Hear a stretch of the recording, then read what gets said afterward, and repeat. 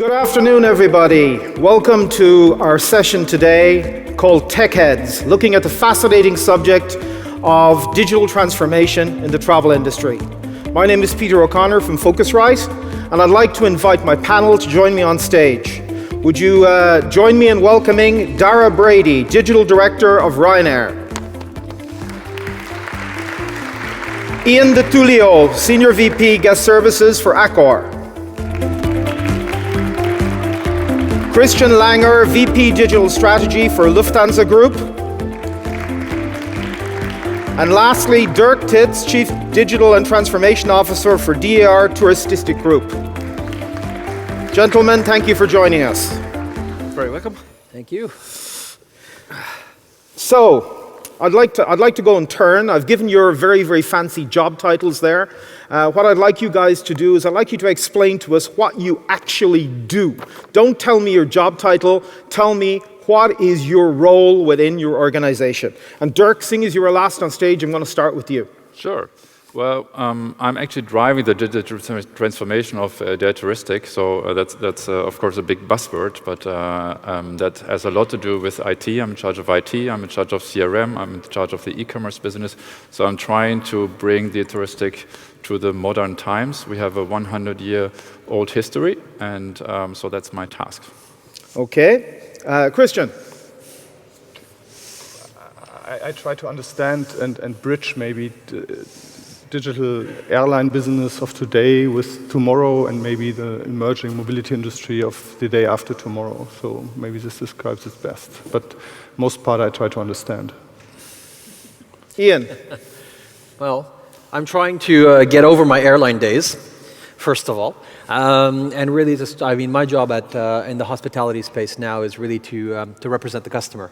So from the moment of acquisition, whether it's on search or SEM, SEO, advertising media, or engagement on CRM, or through our loyalty program or our partnerships, how do we actually stitch together a customer experience that drives a significant amount of value across what we're now calling an augmented ecosystem of hospitality at Accor.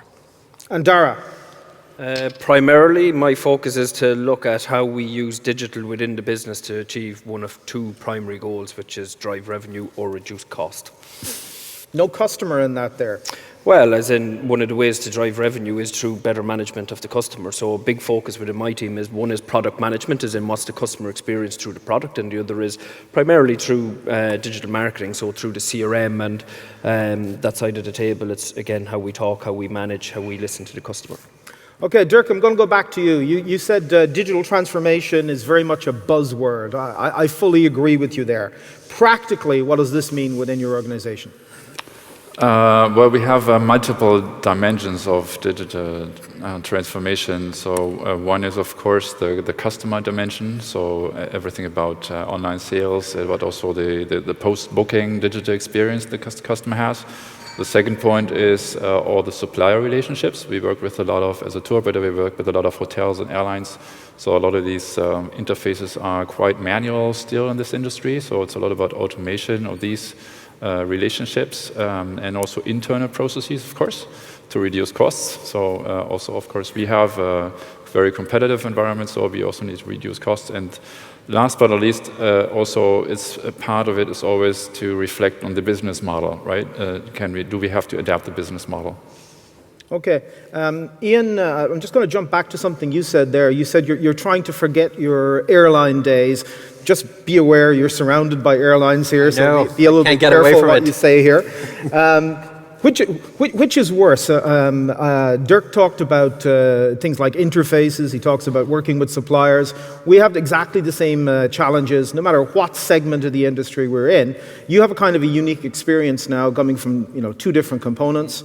Which is worse, hotels or airlines?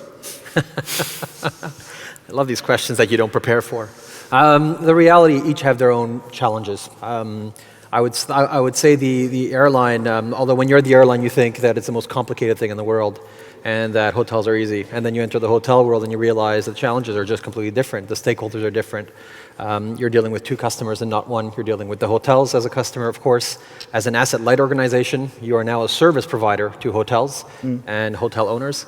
And then, of course, you have the end customer as the customer of the hotel that you need to drive business for, and so it's a B2B2C type of relationship.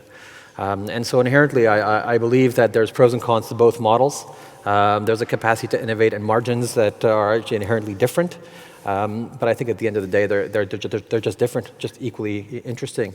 Do you think the challenges are similar, or they're very, very different? I think inherently when you look at digital transformation and different angles of digital transformation, because again, I think if you use it as a catch-all category, it means nothing. If you look at the customer challenges, right, it's about customer engagement. We are all facing the customer engagement challenge. How do you actually maintain customers' attention? How do you drive immediacy, personalization, whether that's in full service or whether that's in a discount or whether that's in eco, mid-scale, or luxury hotels? We're all fighting for customer attention. And whether that attention is divided, consolidated, goes to OTAs, I mean, it's partly in our hands to make sure that we actually manage the right balance in that equation.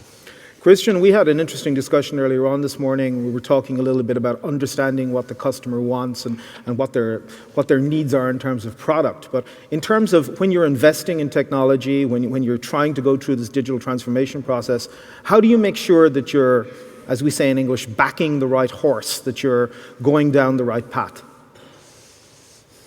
Look,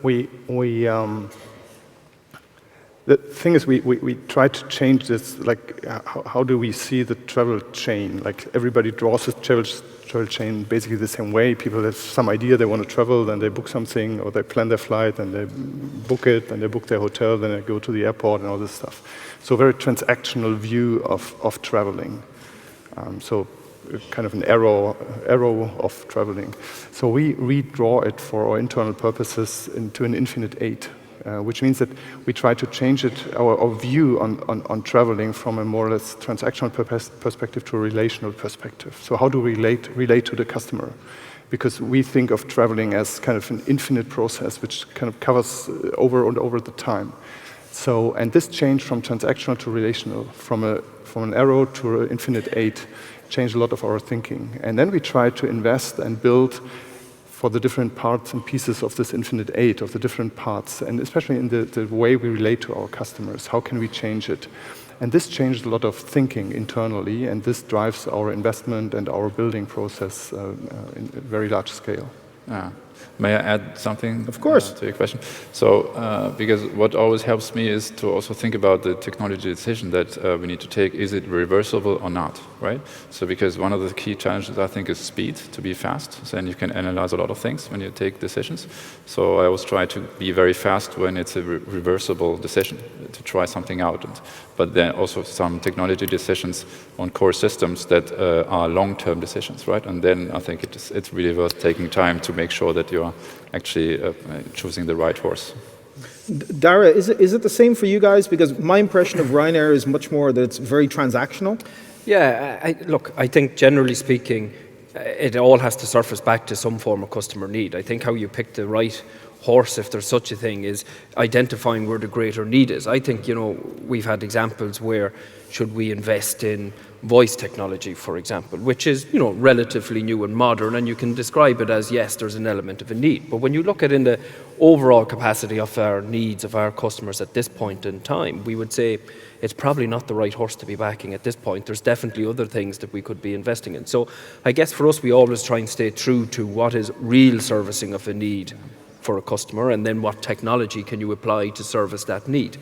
We don't always get it right, but it's generally the foundation of how we make decisions around it. This question is both for Accor and for Ryanair, but guys, feel free to jump in as well. Both of your companies have made very, very public commitments over the last number of years to moving very, very firmly into the digital age. What kind of level of investment are you committing to this? And do you feel that you can keep up with the kind of level of investment that some of the major technology companies, in particular the OTAs and some of the big e-commerce companies, how can you compete with their level of budget? I can probably kick it off in terms of as a starting point. I think without actually putting a number on it, when you look at where we've come from in terms of... Can you put a percentage on it? Well, look, in the bigger scale of things, no, because in the capacity I tried. No, and I give you some context for it. In the context of investment in this area for us, we went from probably a team of 25 people to over 600 people. We went from having no centre of excellence to having 3 centre of excellence in Dublin, Madrid and Wrocław. I would say we've gone from zero investment in technology around, whether it be cloud services, whether it be things like an Adobe stack, whether it's a recent personalization investment with a partner.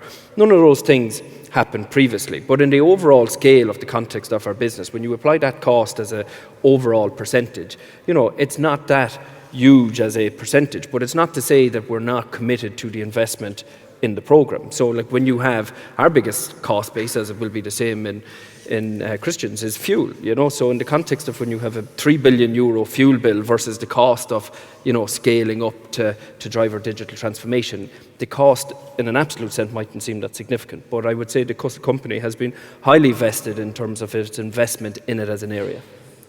Christian, your CEO has been very vocal in terms of his commitment to moving towards digital. He's appointed a chief digital officer. He's hired people like you who come from outside the traditional hotel sector. Do you have challenges getting the level of investment you need to do what you want to do? Well, I think if you kind of look at our latest analyst calls and at our presentations that we've done recently at SCIF, we announced a $225 million investment around digital loyalty and our brands. So without quoting our percentages, that's a substantial investment any way you cut it. For us, really, it cuts across a number of different perspectives. The first perspective, of course, we've been growing as an organization, acquiring a number of brands. We have north of 30 brands today. And so there's a huge imperative to start connecting those brands and the additional experiences and services we are also bringing into the mix. And so inherently through digital and loyalty and distribution, really, it's really a cohesive strategy that brings these 3 elements together, because really separating them really is completely nonsensical. And so this investment really allows us to double down on our brands, to connect these brands and the services that exist below them, and ultimately drive a lot of repeat business and retention to our overall portfolio. And so what you're seeing here is, of course, all our brands, but behind all these brands are 3, 4, 5 restaurants, spas. Behind those, there's conciergerie services. We, of course, have a number of additional ancillary businesses that we drive. So unlike the airlines, we're actually getting into ancillaries that are actually on-site and through partnerships as well. How do you actually deliver and connect the partnership revenues into the overall ecosystem? Because travel is not only about hotels or airlines, it's actually about the connectivity between hotels, airlines, transportation, or air mobility. That is what a travel ecosystem looks like. So the more we all pool into it, the more we can capitalize on it. Dirk, when you introduced yourself, I thought it was quite interesting the way you said all the things you're kind of responsible for, which when you kind of look at your job title, wouldn't really gel in the traditional type of organization. Is this breaking down of silos happening fast enough in our industry? Not sure, but obviously, I think to drive digital transformation, it helps to have some power in the organization, especially if the organization is very traditional, which is the case in our case. So I think it just helps to speed things up and also to take the right decisions, because I think when you drive digital transformation, it's always a question of prioritization. There's always something more urgent, maybe that gives a quicker return on investment, just improving a little bit what you did before. But you have to take the decision to do things differently. So in this way, it helps a lot. Several of you have mentioned the whole topic of investing in different technology-based systems. One of the traditional questions that we always have here is build versus buy. When it comes, I think I'll address this to Christian, when it comes to both your core systems and experimental systems, what do you do in that particular situation? Is your tendency more to build it for yourself or to look for a best of breed that you can work with or possibly acquire? We do both, to be honest. How do you make that decision? It's first of all, we screen the market as much as we can, as good as we can. So we have a separate unit in Berlin, the Lufthansa Innovation Hub, And their core job is to connect ourselves to technology companies, startup companies. So we basically watch all the 2,500 travel tech mobility companies out there and try to understand every move they make, so every shift in business models, every investment round, everything, to know what's going on there. So we have a quite good impression of the market out there, of technologies rising, business models rising, falling.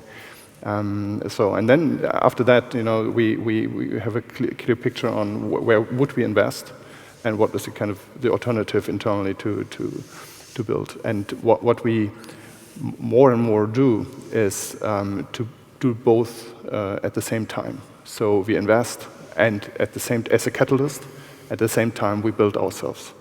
And this works out quite well for us right now. So it's not an either or. It's more or less it's a both ways, same time. But the first step is to really get a deep understanding of the ecosystem out there, and it's evolving fast. If you see how much money is invested in travel tech mobility last year, 47 billion, most of it in Asia, first time, nothing in Europe, where the unicorns are rising, 38 unicorns, none of them, 5 of them in Europe, rest in Asia and North America. So we have to understand this, otherwise we can't take the right decision building or investing. So this is the core of our decision process. Christian, I'm going to be a bit provocative and say that if Accor is interested in something, it just buys it these days. What is your actual strategy when it comes to technology development? I think at the end of the day, thank you for being provocative. I enjoy it very much. When you kind of look at how we invest, we of course have not unlike what we just mentioned now. There's commodity, of course, where at the end of the day we are not interested in essentially building our own commodity stack, and we'll essentially outsource that very rapidly. Makes a lot of sense. They're just more efficient, frankly, than we will ever be. When it comes around differentiation, we actually have a number of different areas of differentiation, whether it's around business acceleration axes or whether it's around areas of experience. We're increasingly looking at investing against things that really differentiate against our new model around augmented hospitality. How do we actually connect customers, whether it's B2B or B2C customers, more efficiently? So things that are not coming out of a box in a commodity that we want to compete effectively in, areas we want to compete effectively in, and usually things that we are actually fairly certain will actually derive a profit are typically how we would assess an opportunity. So it doesn't essentially box us in. It allows us to essentially completely integrate it, but usually we'd like to run it as a standing concern, so always have that option to obviously spin it off if it's not working out as a core component of our business, or to retain it if it's really driving a lot of results. Dirk, what are you guys doing to monitor? How do you keep track of this fast developing system, apart from coming to conferences like Phocuswright and meeting some of the great startup companies that we had this morning? Yes, so we don't actually have an approach to systematically analyze all the startups and see where to invest. We usually come from the strategy and the problem we want to solve, and rather come from that angle and say, okay, if there's something we would like to achieve, and then go out and see, okay, is there a startup that we could cooperate with or something like that. So, but it's not a. We don't try to analyze all the world of the startups in this sense. We are not an investor in that sense. Yeah. And just, Dara, I would say kind of a similar question to you. Yeah. The customer is also evolving very, very rapidly in terms of their needs and their expectations. How do you keep on top of what the customer is looking for from you? Yeah, well, within one of the functions that I run, we have a dedicated research team that's constantly analysing the customer base. So whether that's been through quantitative and qualitative techniques or jobs to be done techniques, we're constantly trying to assess in the customer journey that Christian was alluding to, assessing what's the pain points in that or what's the customer feedback in that, and then we try and cater to fixing those problems. So having a dedicated function helps, and that's generally how we tackle it. Okay. Christian, what's your biggest challenge today? This Christian or that Christian? Christian. My biggest challenge. I'm cross-eyed, okay? Today my biggest challenge is to reach my plane on time after this. So it's today. It's okay. You're flying Lufthansa. They'll wait. Thank you for that one. No, the core thing, you always end up, and typically panel discussion like this end up with cultural topics, And one thing which is for an airline, in any case, and this is true for Ryanair, this is true for us, basically for any airline, our core core value is safety. This is the one thing we do not touch for any means, and this is true for any airline in the world. And so when you talk about developing new business models, and then you talk about risk taking, and you talk about how can we experiment, how can we try and fail and try again. But in our core business, we do not experiment. Ryanair does not experiment. We do not want to fail. So how can we keep this very strict, very checklist-oriented, very kind of old-fashioned, safe way of doing work, keep it for any means, and then, on the other hand, create an atmosphere, a culture where we do experiment when it comes to business model, because we only lose money. And to have both two cultures at the same time, speed, innovation, experiment on the one hand, and safety on the other hand. This is one of the challenges which I find deeply interesting, but as well it's deeply challenging. And this is something where companies like ours, maybe unlike others, have one of their biggest challenges when it comes to corporate culture. Dirk, you're all about transformation. Is it the same for you? So I think the biggest challenge is maintaining speed for us. So I think it's the same for many companies that are around there for a long time. So it takes time, and at the same time, of course, budgets are always in a way limited. So I think that's a big challenge always, to maintain speed, limited budgets, and so that leads to a really good prioritization you need to have, etc., etc. So that's I think the key challenge. When you say maintain speed, you maintain speed in terms of change. Speed of change. Yeah, speed of change. Yeah. Okay. Ian, I'm going to phrase the question a little bit differently for you. It's kind of the same question, but a little bit differently. What keeps you awake at night? Continuously, I can start with so many things here. With regard to digital transformation, what keeps you awake at night? It's just really keeping, what keeps me up at night is really just meeting the right customer expectations as they evolve, right?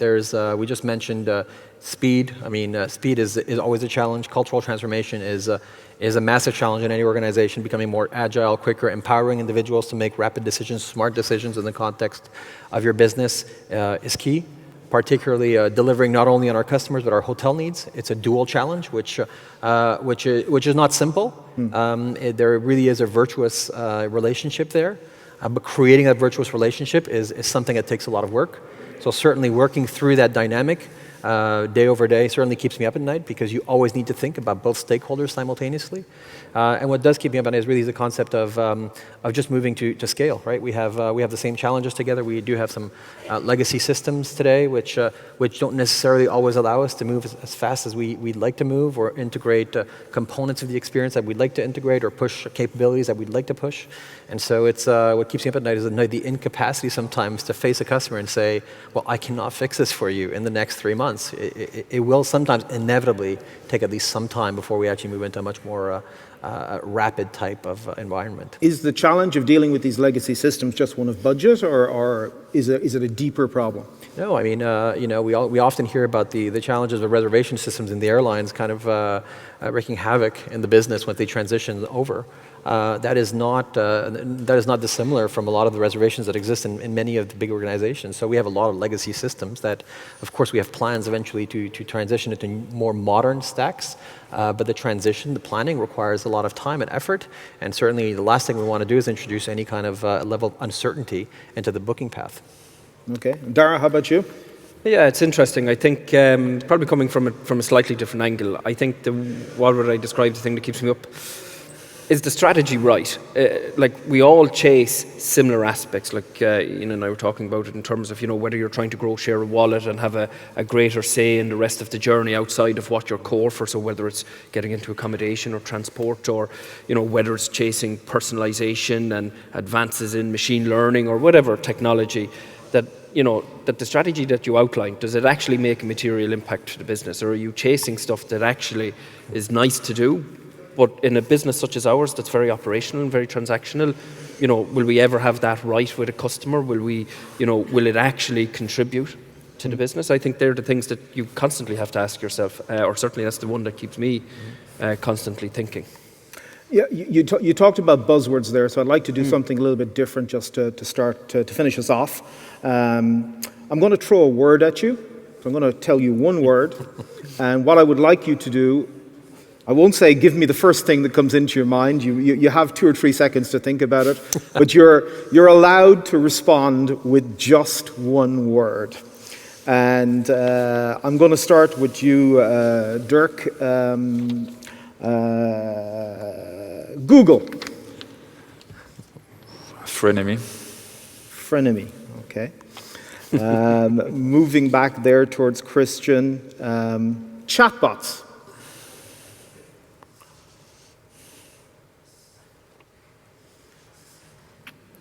You want to phone a friend?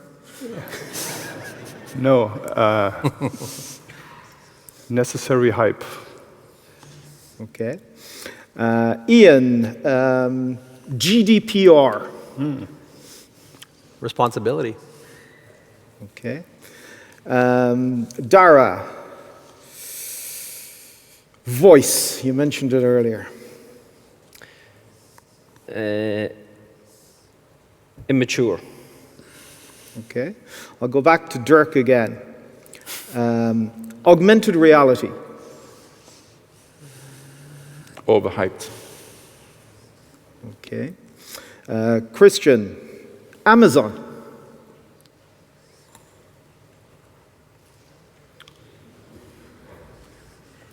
A bookstore.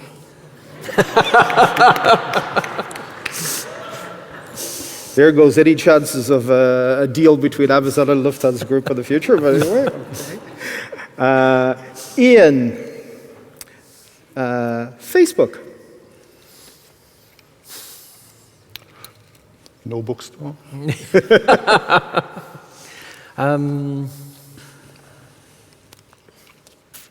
Change. Big change. Okay. And last but not least, Dara, big data.